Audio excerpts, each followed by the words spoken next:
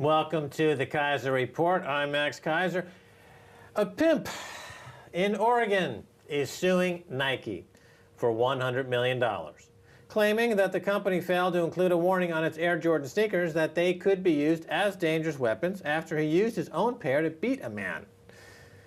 In other pimp news from the Pacific Northwest, Bill Gates continues to pimp out your privacy and data to the NSA and any other fakakta spy agency willing to give him a few bucks. But rather than use a sneaker, this pimp deploys his company's software and products, including Skype, as a dangerous weapon against the constitutional rights of unsuspecting customers of the pimp's products. Will Pimp Gates sue himself when he gets caught? Interesting existential question, Stacy Herbert. Max, it appears we're flat backing for Bill Gates, and he's not even paying us for it. Well, isn't that the truth? Ever since he was, twice convicted predatory monopolist, it's all about Bill. Bill. Well, I thought of this when I saw somebody tweet out this photo of Chris Hedges. Chris Hedges says, "We must either defy the corporate state or accept our extinction as a species. We have been stripped of the power to express dissent or affect change. Rebellion is the only way to remain fully human." Now, in that context, I was shocked to see on the front page, this is a later edition, so it was in the back page, but on the front page of the Sunday Times, they had Gates tops world popularity poll. He was voted by people of the world the most admired person in the world.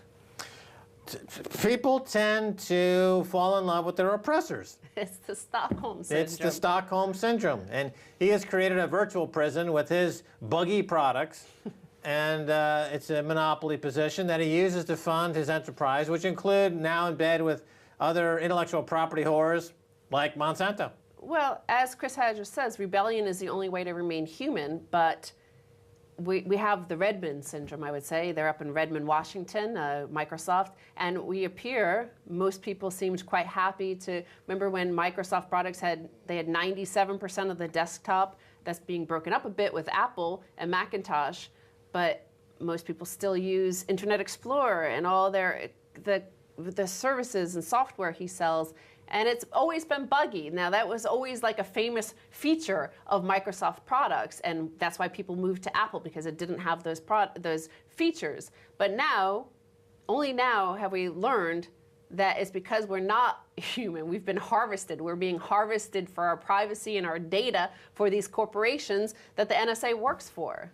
Yeah, it's true that Apple's cut into the business and Google's Android, etc. But I think really the true challenge was open sourced and Linux, which was an open source platform where engineers got together to react to Bill Gates' monopoly, and they created something better called Linux and other open source software. Similarly, the way in which programmers got together and decided, let's do something better than the central bank system, and they created Bitcoin. Look, in the Constitution, in the Declaration of Independence, there's this phrase, life, liberty, and the pursuit of happiness.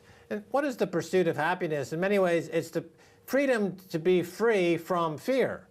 And guys like Bill Gates have taken that away from Americans and taken it away from people around the world. They no longer enjoy a life free from fear because of the unbelievably corrupt products Bill Gates and Microsoft Corporation have foisted onto the world, which takes away people's basic right to be free from fear. Well, they have a reason not to be free from fear because they are actually less secure. Now, I see over and over on my Facebook page and Twitter, people are happy that the National Security Agency, the NSA, is spying on them because they claim that it makes them feel safer. And yet, the fact is, all of the evidence proves that they're actually less safe. Let's look at some headlines regarding that. American and British spy agencies have intentionally weakened security for many decades. We are still now having an encryption that is about 1,000 times weaker than originally planned. So our encryption across the internet is 1,000 times weaker than originally planned because the NSA and GCHQ just cannot find the talent that is good enough to spy without having backdoors. They need the back door open because they're lame spies. Well, you have to decode some of the phrases you hear from people who say they want to feel safer. you have to decode that and understand what people are actually saying is they want to be dependent on the government more because they're lazy. And the result is obvious because of, you just look at it, the average American, for example, it's the product of laziness. The fact that they've gotten into a state of being where they are obese and stupid. That's the result of laziness, not they don't feel more secure. So let's be clear about what they're really saying. Well, I think also if you're, as Chris had just said, to be more human, you need to rebel against this. But I think, in a way, because the corporations have so atomized us and made us like just anonymous cogs in this big machine, in a way, I think a lot of people feel quite more human, that there's somebody out there who cares to observe them through this little, camera on my iPad. They think, well, gee, somebody cares to look at me. Look what I'm doing. I'm drinking a cup of coffee, as one would often tweet. When the Allied forces liberated the concentration camp of Auschwitz, one of the comments that the prisoners made was that not only were they starving from food, lack of food, but they were starving from human contact. And just a simple hug from the Red Army, the Russians who liberated these concentration camps and who basically, won World War II, let's be honest about it. They noted that this starving for affection from a simple hug was as important as food. So when people say, we love Bill Gates because we're living in the prison he built, and when he acknowledges us, we feel as though we're being hugged by Bill digitally, it's an indication they live in an Auschwitz-type environment, a digital Auschwitz that Bill Gates built for them, and they're dying. So you have, as the New Scientist points out, as this article refers to, a New Scientist quote, the internet is full of holes. The spy agencies in the US and UK have forced technology suppliers to deliberately weaken security measures in the online computing systems that everyone uses. As a result, they may have compromised everybody's security, since the vulnerabilities can be exploited by anybody who discovers them. So, while there are many people who are very lonely out there and might like to be watched by some anonymous person, that anonymous person can be anybody now, because the NSA and GCHQ are not good enough to hack on their own, and they need the door left wide open for them. Anybody could walk in the back door. Anybody can come in. It could be Charles Manson sitting in his high security prison out in California. He could be sitting there leering at you. Maybe you might like that, but most people don't. Well, let's get back to the connection between surveillance and obesity, because the surveillance technology, you say, could be surveilled by anyone. They're not being surveilled by security looking for ways to keep people secure. They're selling the access to marketing corporations and big pharma and big agri and big consumer products companies who then spy on you in ways to help them sell you stuff. More trans fat foods, more junk food, more junk credit, everything to make you unhealthy, more drugs. Everything that makes you lazy, obese, and stupid, i.e. American, that's what they're in it for. And they're succeeded because you've got a jobless mass of obese troglodytes waddling around on their little tricycles in Walmart looking for new ways to help plumb the nether regions of their intestines because it's all clogged up thanks to Bill Gates and the 24/7 surveillance apparatus, which is meant to keep people the way that they are. Just look at the average Walmart shopper and throw up. Well, you mentioned selling stuff, and of course, this comes to this headline here. Yahoo malware turned European computers into Bitcoin slaves. Search firm remains silent on how its ad servers infected Windows PCs of visitors to homepage. So Windows PCs are the ones targeted in this because, of course, they're vulnerable. They have many backdoors. Bill Gates has left so many backdoors on all of his products, and all of these Windows manufacturers of computers have left many backdoors. They each have their own backdoor, so there's multiple backdoors open. This malware that Yahoo targeted ads towards their consumers in Europe, not in America. So it could be the NSA who is turning computers in Europe into Bitcoin slaves. Well, Bitcoin is the Bill Gates slayer. Bitcoin is the NSA slayer. Bitcoin is the Janet Yellen and the Federal Reserve Bank slayer. And yes, of course, the pursuit of happiness will out. And it'll invade the faulty, buggy backdoors of Yahoo and other internet giants to create Bitcoin mining operations to empower the people to resist. Bitcoin is the currency of resistance. I've said this for years, and it's so true. Now, Marissa Mayer, the CEO of Yahoo, of course, said recently that the reason why she allowed the NSA to put all these backdoors into their software was because this was a patriotic thing to do. And you see her silence, the company's refusal to say how this malware was even able to exploit Yahoo. So Yahoo has been criticized for not doing more to aid users infected by the faulty adverts. Dan Farber of technology site CNET says that, quote, at this point, Yahoo hasn't addressed any of the details, such as how the malware exploit got into its web pages, how many users are impacted, and what victims of the attack should do. The company may still be gathering data, and you may still be a Bitcoin slave. Now, this is the whole thing that we've all become slaves because of the NSA and all these exploits and backdoors. Well, you said something there that's very interesting, is that the CEO of Yahoo, Marissa Mayer, silent. Yeah. Now that her product and her company's been violated because she left the back door open for the NSA, which she claims was an act of patriotism. When any reading of any document, such as the U.S. Constitution, would identify this woman by leaving the back door open to the NSA as treasonous, number one. So she's a traitor. And of course, right across the way there is the Traitor's Gate to the Tower of London. That's where, if we were any justice were to prevail, she'd be carted up the frog march through those steps right now, because she is a traitor. And not only is she a traitor, but she's a stupid idiot, because now her total company has an existential threat because she's allowed somebody to come in, the marauding army of Bitcoin, to put her out of her frickin' misery. But again, we're bringing it back to the top of the show. The pimp got sentenced to 100 years for beating somebody with an Air Jordan. He said he didn't know hitting somebody with that it was a lethal weapon.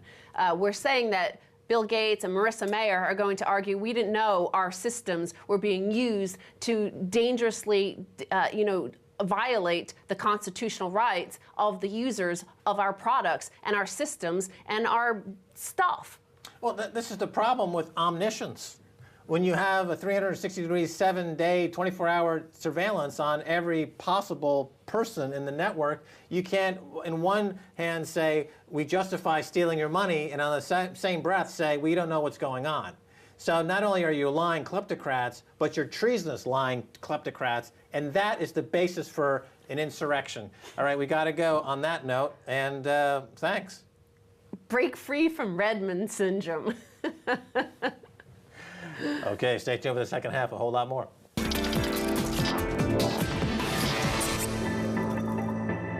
Welcome back to the Keiser Report. I'm Max Keiser. Time now to turn to futurist, IT architect, and free software advocate, Arjen Kamphuis. Arjen, welcome back to the Keiser Report. Great to be here again. Tinfoil is the new black. Yeah. Explain.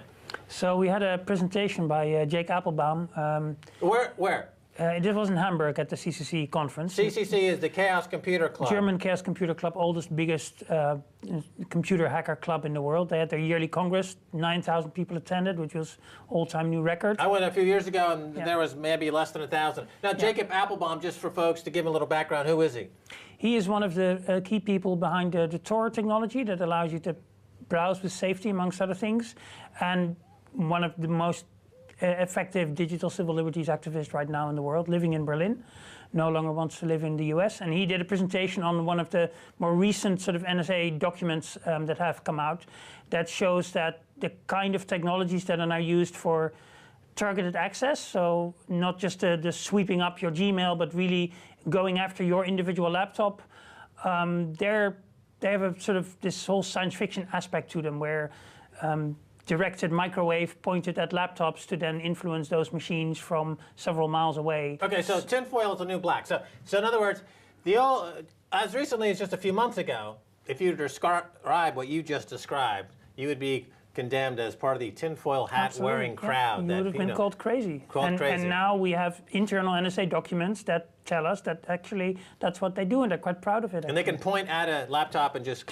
suck everything out of it. Yeah, they can manipulate, influence a laptop, or read its data from sometimes even miles away, by directing microwave energy at either the laptop or the person operating the laptop.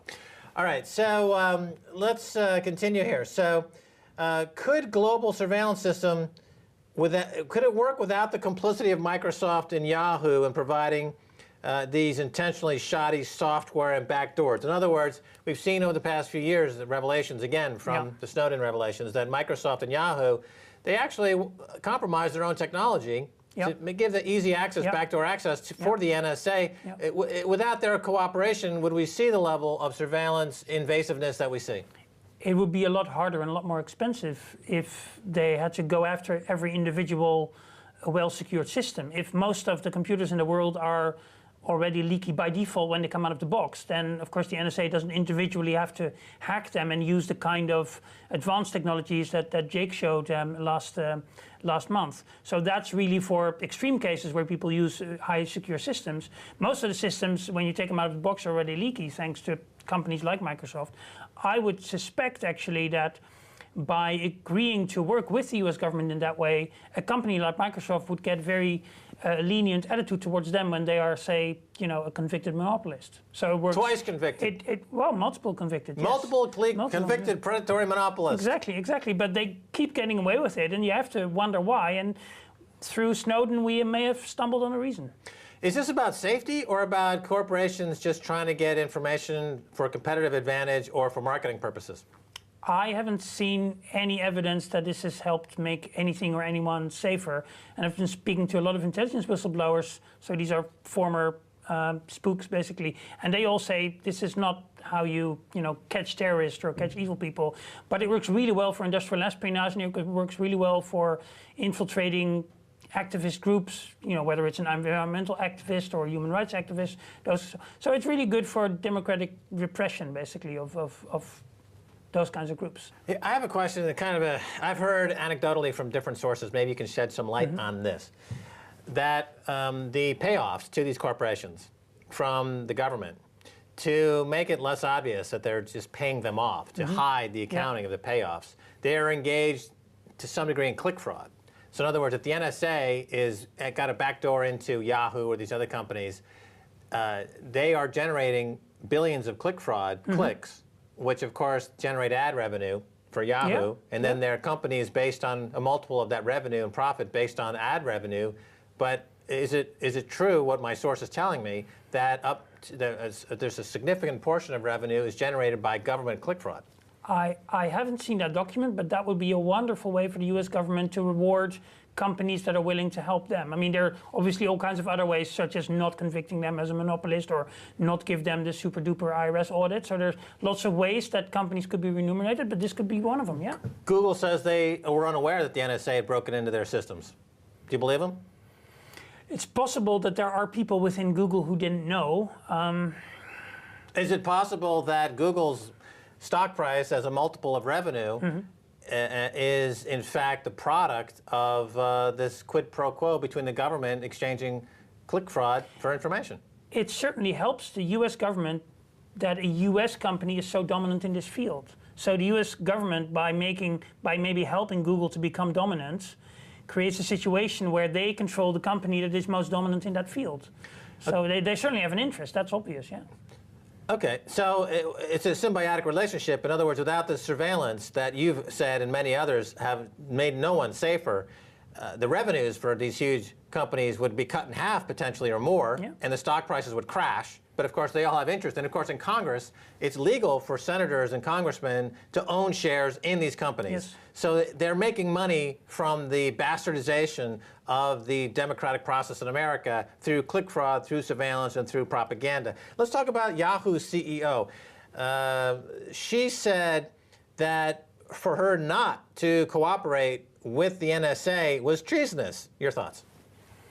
Well, it might land her in legal difficulty. So, in some legal term under the Patriot Act, she may be technically correct. Although, of course, she could have done a lot of other things over the last year, such as speaking up about it and maybe taking a pay cut or something. But apparently, she thought that another choice would have been better. Okay, you're Dutch. Yep. Okay, but so you're not American. In America, they have the Constitution and the Declaration of Independence. Yeah.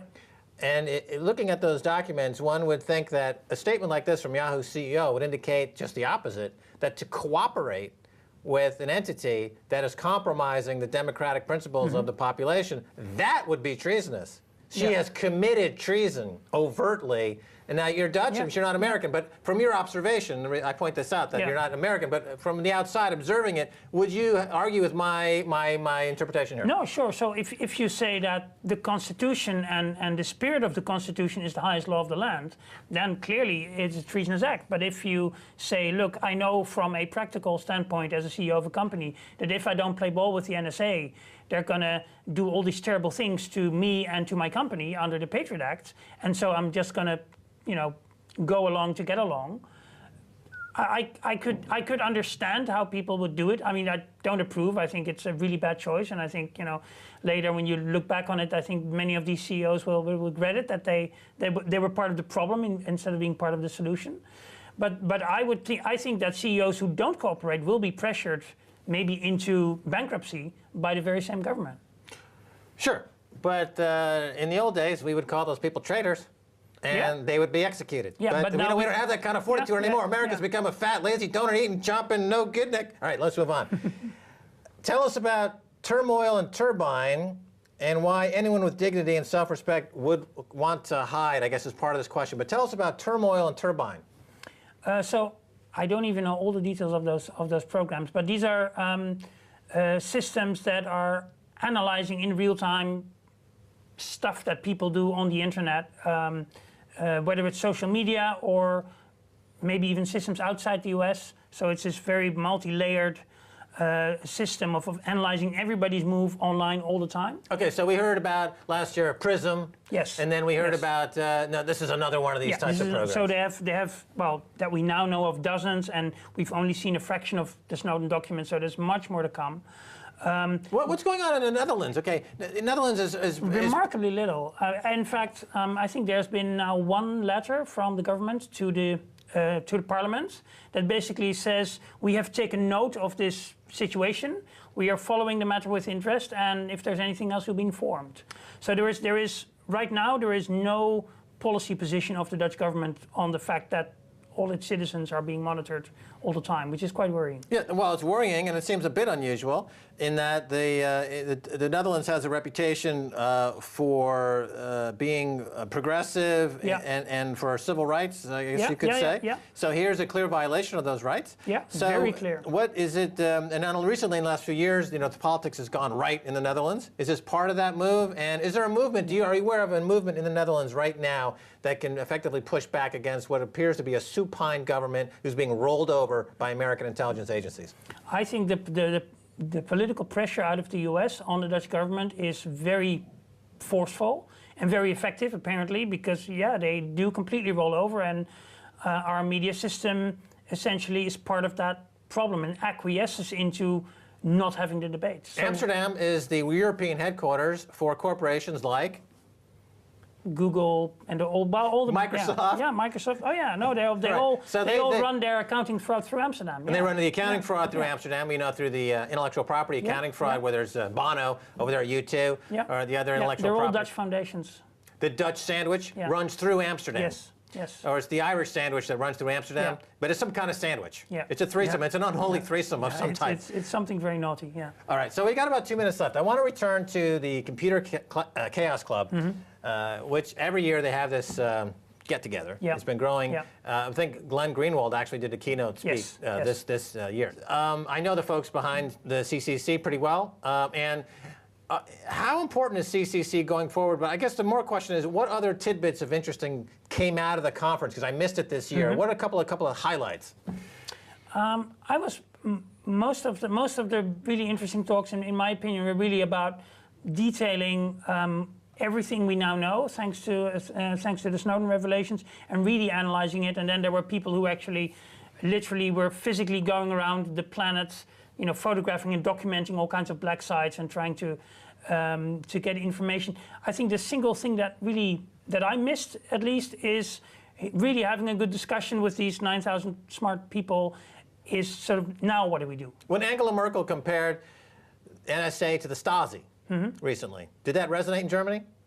Oh yeah, no. In Germany, there is much more resistance to this. So in Germany, you now have informal gatherings, crypto parties in most major cities once a month or every weekend. Last question. We only got 30 seconds. Right. Bitcoin, will it be immune from the NSA scoundrels?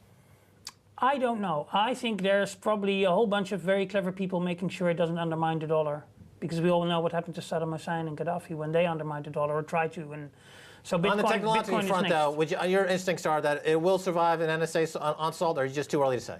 It's too early. It's possible that somebody will find a leak in the crypto, but it looks very solid up to now. Fair enough. Okay, thanks so much for being on the Keiser Report. Great to be here. That's going to do it for this edition of the Keiser Report with me, Max Keiser, and Stacy Herbert. I'd like to thank our guest, Arjen Kamphuis. If you'd like to get in touch, tweet us at Keiser Report. Until next time, bye, y'all.